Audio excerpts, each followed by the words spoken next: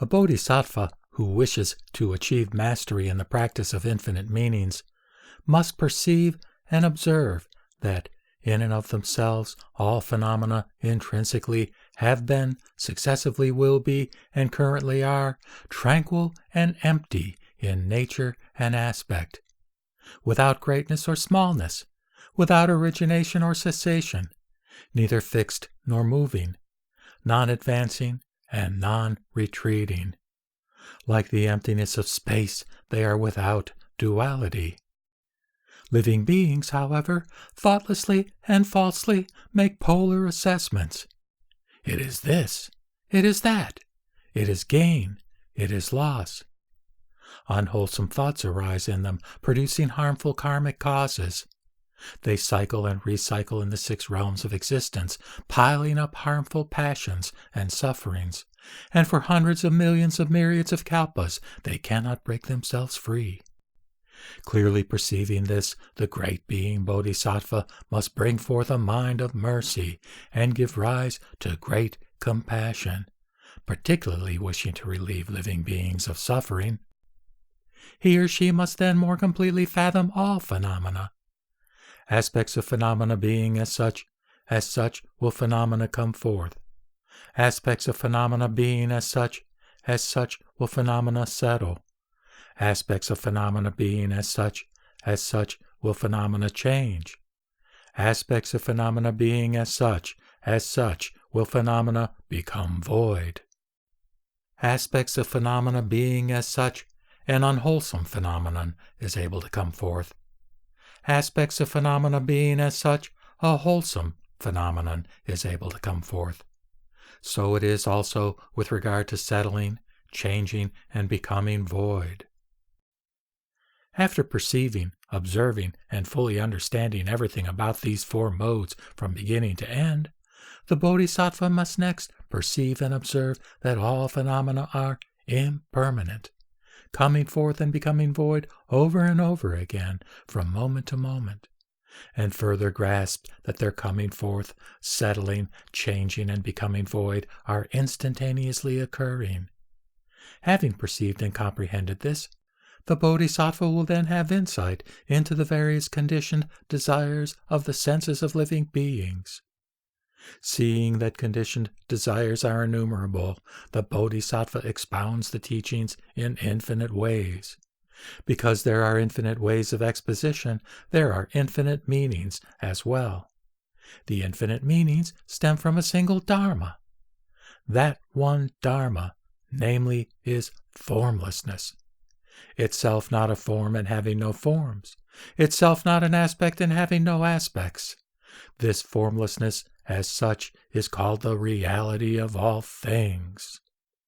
When the great being Bodhisattva has become serenely composed in this true reality of all things, loving kindness that is clearly real and unfeigned will arise. In any circumstance in which living beings may be found, he or she will truly be capable of taking their suffering away.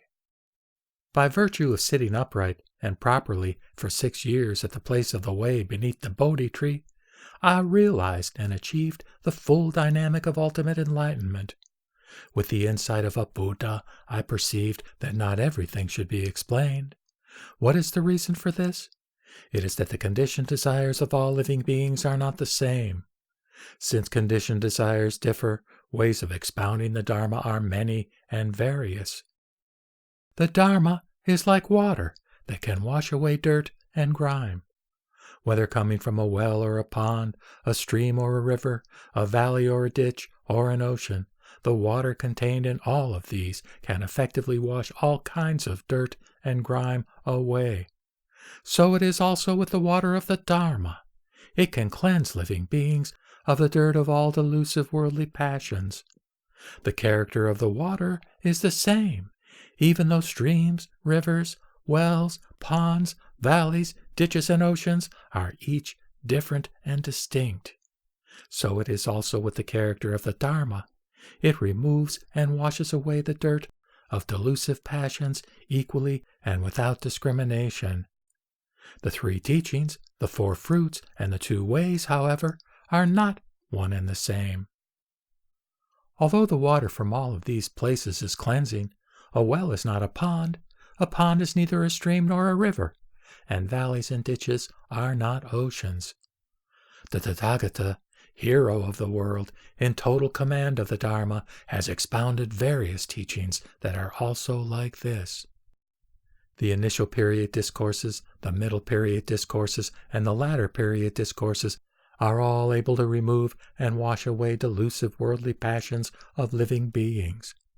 But the initial period discourses are not the middle ones, and the middle period discourses are not the latter ones. The initial, middle, and latter period discourses express the same thing, and yet they differ from each other in meaning. When I turned the Dharma wheel, I was also saying that all phenomena intrinsically are empty and tranquil, successively occurring but not remaining, coming forth and becoming void moment to moment. The initial period discourses, the middle period discourses, and the current discourse express the same thing, even though they differ in meaning. Because meanings differ, living beings understand differently. Because their understanding differs, so does their grasp of the Dharma, their attainment of its fruits, and their realization of the way. It should be known that even though the discourse is the same, its meaning will vary. Because the meaning varies, living beings have various understandings. Because their understanding varies, so also does their grasp of the Dharma, their attainment of its fruits, and their realization of the way.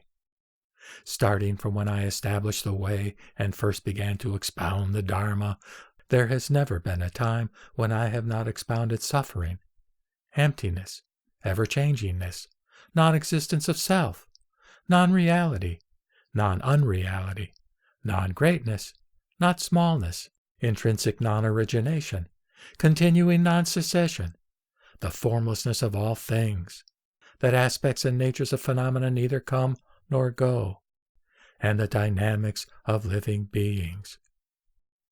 What all this means is that the Buddhas have but one message. They are able to conform universally to all voices by means of a single sound. From a single body they are able to manifest embodiments as countless and immeasurable as millions upon millions of Ganges River sands. Then, in each embodiment, manifest various shapes as countless as millions upon millions of myriads of Ganges River sands. Then, in each shape, display appearances as countless as some millions upon millions of myriads of Ganges River's sands. This, in fact, is the profound and unimaginable realm of all the Buddhas. Only a Buddha together with a Buddha can fathom it completely.